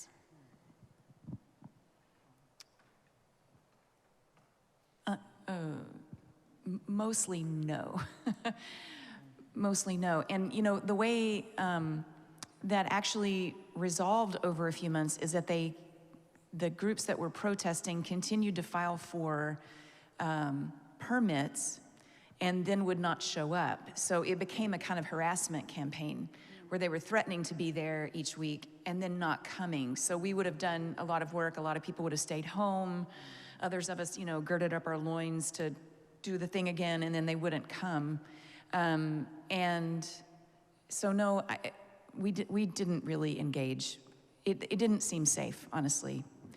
In one case, it happened on a Sunday when there had been Nazis at Cathedral of Hope on a Sunday morning. Neil Thomas called me and said, I think they're headed your way. And you know, that's just, I don't need that. I don't have time for that. And as I say to people, when we go out in public, just to say who we are and that God's love is for everyone, including and especially queer folks, we get a lot of trolls and haters for that. And my line to them is, I will engage with you another time, but I am not here for you today. I'm not here for you today. Here's a card with my number on it, but I didn't come here for you today. And just dismiss them, because I don't have to give time or energy to that, not in those spaces. Anybody else want to speak to that concept? I see some nods, though. No, that was lovely. Yeah, I ain't got time for you. I just want to give a great resource. It's a children's book, actually, and there's a YouTube video of it as well. It's called White Flower, F-L-O-U-R, flower. It's a wonderful children's book. It's about a real story in Tennessee of a community that engaged with a white supremacist group that came to their town. And the way they engaged them was disruptive, but it was love and peace and joy. And I think it'll be a great tool for our movement, because one of the things that we want to learn from our history is that we don't want to become the very thing that we're fighting against. Mm-hmm. And so, but we also want to show up, right? So how do we show up in a way that's powerful and shifts the narrative? In this book, it's just a great story of that. Mm-hmm. White Flower. White Flower. Thank you, Edwin. I'll say in Austin, we have informed parents groups when trolls, anti-LGBTQ trolls have shown up in our schools, harassing our children. We have groups from Equality Texas, from TechSouJM, from our partners. I've got my rainbow, y'all have seen my rainbow furry jacket in the news. I've got my rainbow furry jacket and other sort of like love visual like things in the car at all times. And a lot of other parents and activists do. So we're ready to show up with love on those street corners when we need to. But thank you for what you said about what we want to be and not become. I appreciate that. Oh, I'm sorry. I had one more. I'm sorry. Go I just for had it. one more thought. This is also a great point to talk about the importance of art in our movement and artists. I have a mentor, Deepak Bhargava, tells this story of, they were doing this great action and he was leading it, and then he got this call, he was like, there's a mime down, and he was like, what? Like, you mean like person with white face paint? And And they were like, yes. And so he's like, oh, okay. And so what he found out was some organizers got really smart, and they invited a mime troupe to come out. And so during the action, the mime troupe actually stood between their side and the activists and the police. So when the police would come, they would just start miming, right? And the white supremacists got so mad that they actually decked one of the mimes, which then called the police to actually escort the white supremacists out of the space. So this is, we have so, like in our churches, in our faith spaces, we have art, we have music, we have all these things, and we don't think creatively about how to bring the beauty of our art and all these things into our movement. And these are ways that we can do this that are just phenomenal. Thank you for that. You brought up a question. I'm going to ask my own question, and then I'll ask a couple more before our time. We'll close up around 12:15. If your question doesn't get asked, I'm going to tell you this right now before I forget. I'm going to invite each one of these wonderful people to be a part of one of our Thursday night action hours sometime, so we can ask more and appreciate them more and hear more of their wisdom if they're willing. So we'll get as many questions as we can. But you mentioned calling the police, Edwin. I want to ask you all, what is your relationship or your community's relationship to calling the police or not? What do you consider when you're thinking about your safety in those moments? Yeah, I'm gonna just keep it. Police don't make me feel safe. And that has a lot to do with my own experiences. And you know, when I was younger, I didn't think that way. I thought, I was a kid and I thought the police, I played in the police athletic league and all these sorts of things. So I didn't like show up because I'm Black with this antipathy towards the police. But my experiences with policing and police have made it that way. And it's not just police. Security make me nervous. I was at an event last night, birthday party for my friend. There was so much security and I just felt very unsafe. And so I don't, because it's not a good situation for me or the police. And I really believe that, we need to do some work and find new ways of creating safety and security in our communities writ large. And I'm also former military. So, all those things, and I still don't feel safe in those spaces. So I really don't have any answers, but yeah. That's super complicated. When we had protesters come into our space, some folks in my church said, we have to get the police here to take care of us. And I said, good white liberal that I am, no, we're not calling the police. And then I took the advice of my friends, and I asked the trans people and their families in our church what they needed to feel safe, and they said, call the police. So there you are, right? Now we don't all agree about what the safest thing to do is, and so over those weeks of protesters and then the threat of protest, the Kennedale, a small town police force, would come and just be sort of available around the perimeter of our space, but not terribly obvious and not intrusive in what we were doing. And I'm ambivalent about it. I just have to say it's a work in progress and a complication for us. But their presence there made some of our folks feel like they could come to church. I totally understand that would make other folks feel like they could not. Can I also just say that our most active friends during that season were the Metroplex Atheists. I hope you know those folks. They are some of my best friends. And I have a mom crush on them all, which means I just want to bring them home and feed them some dinner. And the Metroplex Atheists came and stood by us during that season, and they would come and sort of guard the parking lot so that the Christians could go to church, which is really something, right? Because we want the same things. We don't have to believe the same things to want the same things for our community. So the atheists and the police, they were our helpers. Yeah. Amazing. Yeah. That's amazing. Just to add, police were never intended to keep us safe, from the inception of that whole idea. And to this day, they still don't. They respond after the fact most of the time, and in other cases, a lot of times they cause more harm than mitigate it.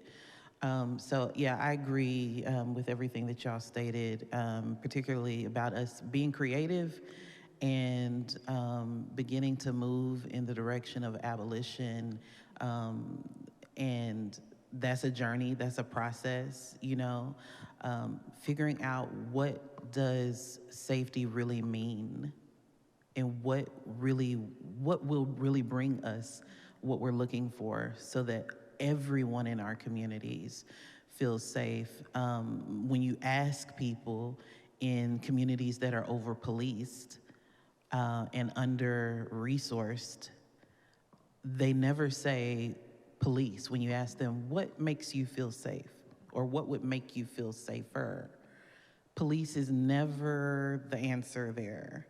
And when it is, so I won't say it's never the answer, sometimes it is the answer like what you just said. It's because we need to continue to do that work of figuring out what are the alternatives, what are the ways that will really get to the root issues that are making us feel unsafe, that are causing us harm in our communities. Again, it's not from a lack of policing that people don't have food to eat, or that they don't have jobs, or that their streets aren't safe. What are those root causes? And building community. We did a deep canvassing project not too long ago, and the number one answer that we got back from people when we said, what would make you feel safe, was, I want to know my neighbor better. I want more opportunities to get to know my neighbor. That was number one. So building community and getting creative about different ways to keep each other safe. For us, it's fear as well. Most of the people are always afraid. They don't feel safe. And when we're like doing a rally or participating in something and they see the police coming, they panic. And it's not a good feeling, you know, because when I think about the police, I think about someone like, someone that's gonna be there to make me feel safe, and it's the other way, sadly. But at top, we try to talk to folks. We talk to them, and then we have like a little, not like a training, but ways for them to feel safe, or try to stay calm more than anything. And especially in the Latino community, because most of these people are not, they're immigrants, or they're not US citizens. They're so afraid that they're gonna be deported and stuff like that. But we try to like have them calm down, and we tell them how to act, to stay calm, never show any aggression. What else can I say? I think that's more than that. Thank you. Thank you all very much for those thoughts. So we'll have two more questions. You discussed the need for forming and enacting long-term strategy. How do you, well, we had several questions that were like, what is it? So if you have the magic one-sentence long-term strategy, we're here for it. And also, how do you balance that need for a long-term strategy with also just learning and reassessing in an ever-changing world? So big question. Yeah, that's a big question, and so many different ways to think about it. For United Fort Worth, what we are embarking on right now is what we're calling our winter.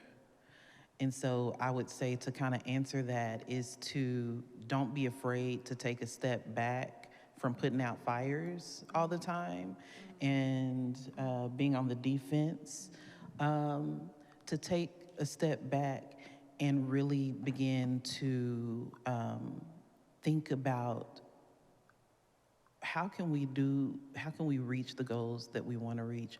We haven't been able to, make the type of headway that we want to, so what can we do differently? The only way you can get there is if you take the time to sit, to think, to reflect, to dream, to talk, to discuss, to ask, to learn, and to grow together.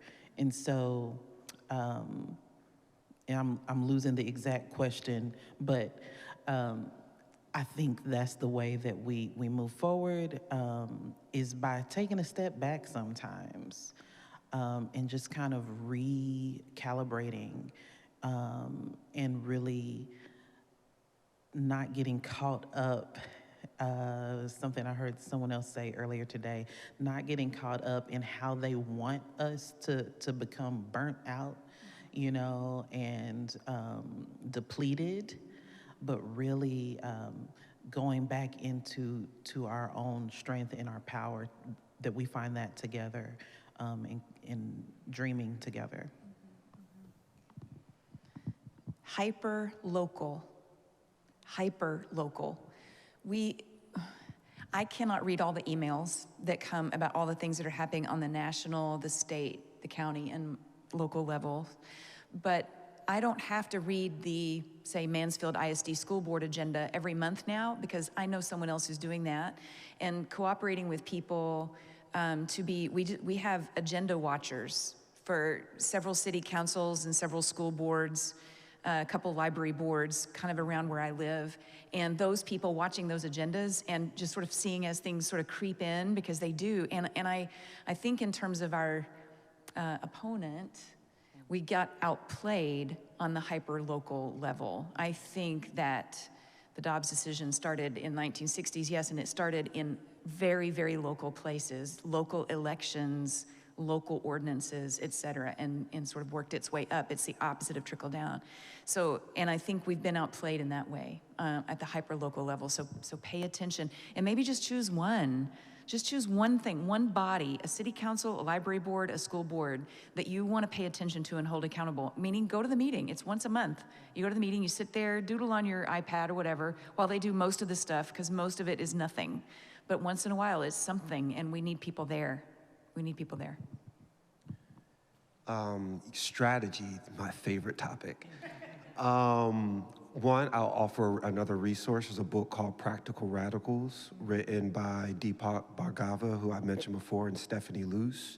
It's a great book for all of us in the movement who want to do strategy. Second, strategists are not born, strategists are made. All right, so we have this idea that strategists are just these smart people in a room somewhere, like figuring out the world. It's not the truth. Strategists are made, and our movement is only gonna move forward with the rigor of strategy. The other thing I'll say is, we got to get really clear, both individually, right? I don't believe in individuality, but I do believe we are individuals. So we gotta get really clear about what you want. A lot of times we show up to meetings or these events and we're like, I'm just coming to check it out. Just coming to see what they doing. But you haven't clarified in yourself, what do you want? Why are you here? Why did you get up, put your clothes on, leave the house, get in your car, get on the bus, walk, do whatever you did, and why did you show up? Because strategy is about having a North Star. And North Star is about your clarity about why you're there. The other thing, strategy, what are your values? We all, our side of this fight, we use the word compromise. Like, we wear it like a badge of honor. And I tell people I am a proud, non-compromising person. Now, I believe in flexibility. Because flexibility, anything that flexes, it bends, it moves, but it doesn't affect the integrity of the thing. Compromise fundamentally affects the integrity of the thing. So I'm willing to change my mind, I'm willing to change, but I'm not willing to change my values. And so good strategy is about, one, I have a North Star. I know why I'm here. I know what I'm doing. Two, it is being led by your values. And then lastly, I'll say strategy does not happen alone. Strategy is best done in groups. If it's just you and your little strategy, you are not an organizer, you are not in the movement, you just a lone wolf and a hero, and heroes get shot. Is the bottom line. So strategy happens together. And then I'll make a shameless plug on April the 6th. Do it. At the Frederick Douglass Resource Center, 616 Keys Boulevard, from 9 a.m. to about 9:30 to about 4, we're actually going to be bringing people together to walk through the steps of what it actually takes to craft good strategies together and move out in those strategies together. No, we're not going to be in that room and make up the strategy that's going to save the world. We're not doing that. But we are going to do this together corporately because this is my heart and my passion for us. Well, I just wanted to say that we would like to invite you all to get to know us, the community, get involved, get to know the people that really get affected personally. And I think that's going to be a mind change. There's like an attachment to these people that you get, like a connection that I cannot explain, but please come and join us. Thank you. Okay, last question. How do you protect yourself is the word used here, but I'll say nourish yourself, sustain yourself. How do you care for yourself when the overwhelm gets to be too much? I know some of you feel and want the answer to that as well. What I hear in that question, I'll say before you answer, is how much the people here today appreciate and feel love for you, even just in this hour they have with you, and want you to be cared for. So. Well, for myself, I'm very fortunate. I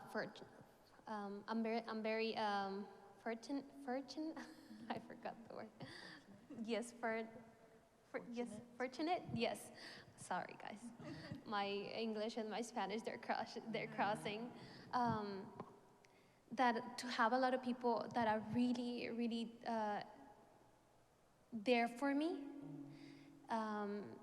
When it gets too much, I rely on myself first, and then the people around me, especially my family. My mother is here with me. And also my community. My community has a lot of big impact on me as well.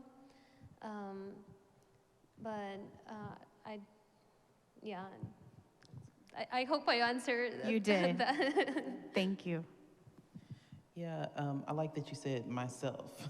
You know, a lot of times when people answer that question, they start listing off, you know, a bunch of people, but sometimes all you got is you. And so myself and my faith, you know, just calling out on God and leaning into that love, that divine love. But then, of course, community, not isolating, I think, would be the main thing for me, because it's really easy to just want to curl up in a ball for a lot of different reasons, and just go into a dark hole. But every time I fight that urge, I am so blessed and so filled and so restored and so rejuvenated. So definitely community. Yes, community, which allows for Sabbath keeping, because I can rest knowing that I have colleagues, friends, siblings, neighbors who are working even as I rest. And then when they need a rest, I will spell them, right? And we can do that for and with each other. Sarah Burrell-Harrop and I are in a group together of people who are working on these things, the Inclusive Faith Coalition, and honestly, all we do is once a month get together and eat and just talk, and we talk and talk and talk. We just did that this last week, and every month I think, I don't have time for this. I don't have time to go sit for 2 hours and drink endless cups of Diet Dr. Pepper and talk with these people. And every month I make myself go, and every month I'm so glad that I did. I left the meeting last week and said to the group, I felt so fortified after this. I felt so much stronger and so much more energized for everything I have yet to do. And knowing that they're doing so many things that I cannot do, it's wonderful. It's wonderful. Yeah, I'll echo everything that my colleagues have said, and I'll, sort of double tap, my faith. So many things have tried to shake me away from my faith, and the progressive movement on the left is like a bunch of raging atheists.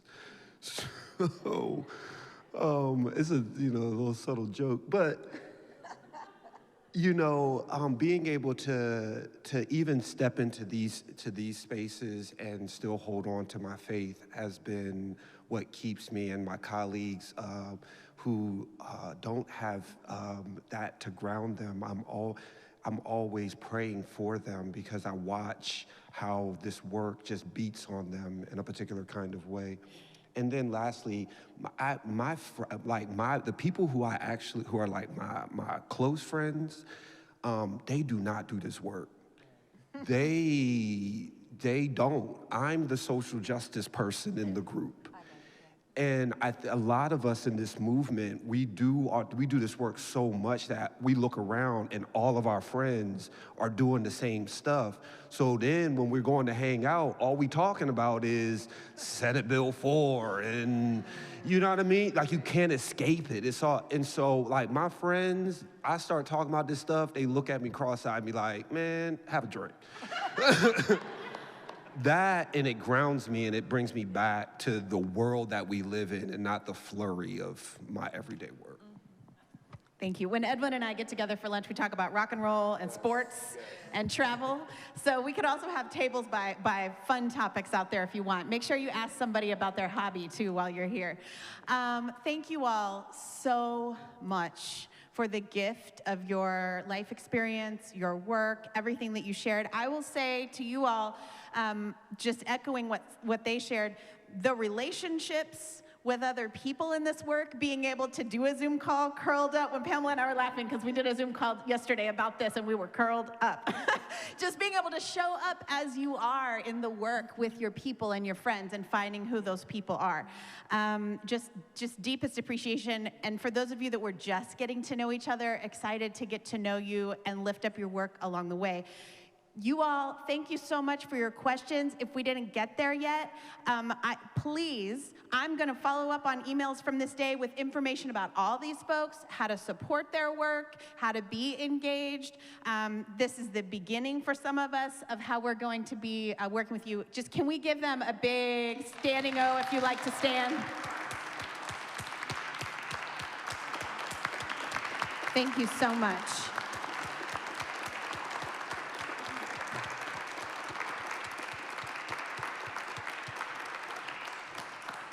Powerful, powerful work and organizing here in North Texas. Thank you.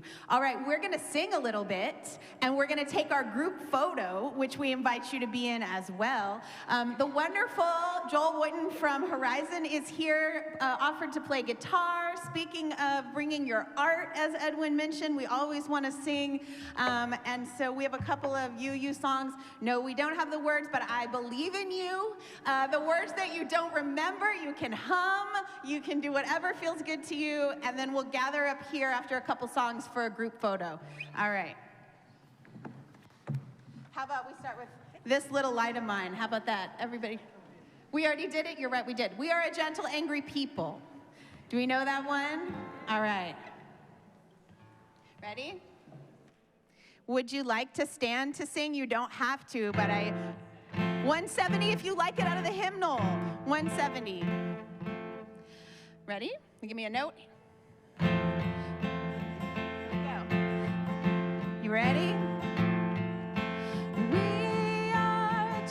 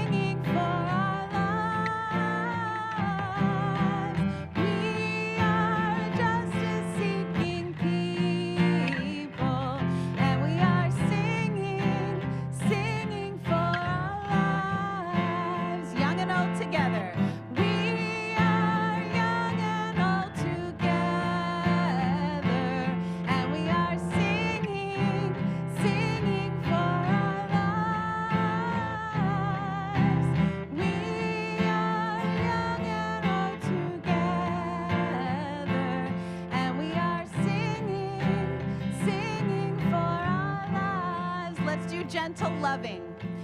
We are a gentle, loving people, and we are singing, singing for our lives.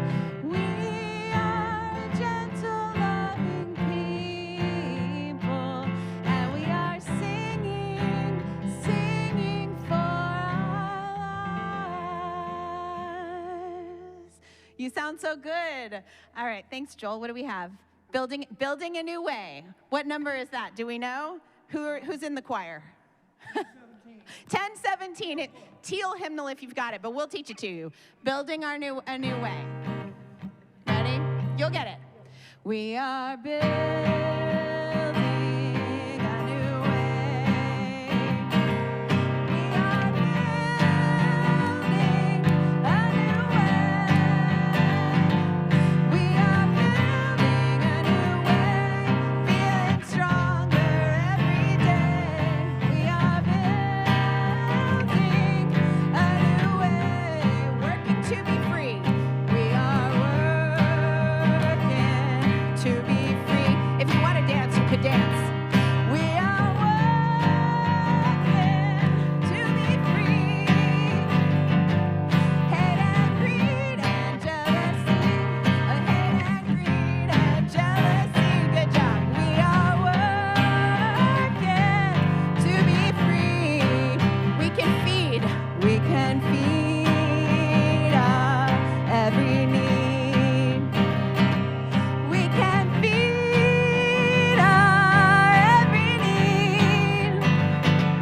We can feed our every need. Start with love, that is the seed. We can feed our every need. Peace and freedom. Peace and freedom is our cry. That's right, like you mean it. Peace and freedom is our cry. Peace and freedom is our cry. Without these, the world will die. Peace and freedom is our cry. All right, good job. And then we didn't do this one on guitar. Let's see, what do you have, Joel? We've got a few. Let's save one for the end of the day. I really think after the panel that we just did, we really need to sing This Joy. Some of you were with us at the Capitol last year. I've told you this before. Our dear friend Adri Perez, who was with us at our annual gathering in Austin last year. One of our great friends, partners, leaders, trans young adult of color, was swarmed by state troopers in the Capitol on the day when we held our sing-in with our interfaith partners outside the House chamber. And it had been such a joyous gathering. The truth of our work is that there's so much joy and so much love, and then it can be so crushing. And Adri spent the night in jail in Travis County that night after we had sung together This Joy, and we'll sing it here. But I waited that night, and my kids waited to hear from them, thinking about what it must be like for a trans young adult of color in our jail, praying to hear from Adri. And when I finally got a message from them in the morning, the relief to hear from them, what they said to tell you was that they sang This Joy to themselves in the jail cell to get through the night. And they've moved to California. One of your questions was, how many people have we lost? Every single person that we've lost from our communities is one too many. But this song, This Joy that I have, the world didn't give it to me, the world didn't give it to me, the world didn't give it to me, and the world can't take it away. Okay? So we'll sing it together. From the Christian tradition and with feeling your ancestors, I just invite you, your ancestors in this community, this work, this spirit, this justice seeking, and the people that are out there at home online, the people that are out there in your communities, that hyper-local piece, your friends, your partners, just to feel them with you as we sing. This joy that I have, the world didn't give it to me. This joy that I have, the world didn't give it to me. Don't you know that this joy that I have, the world didn't give it to me. Oh, I said the world didn't give it. The world can't take it away. This pride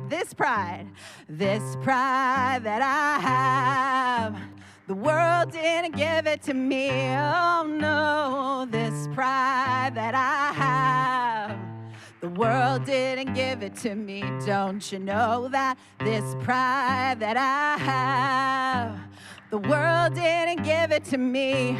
Oh, I said the world didn't give it. The world can't take it away.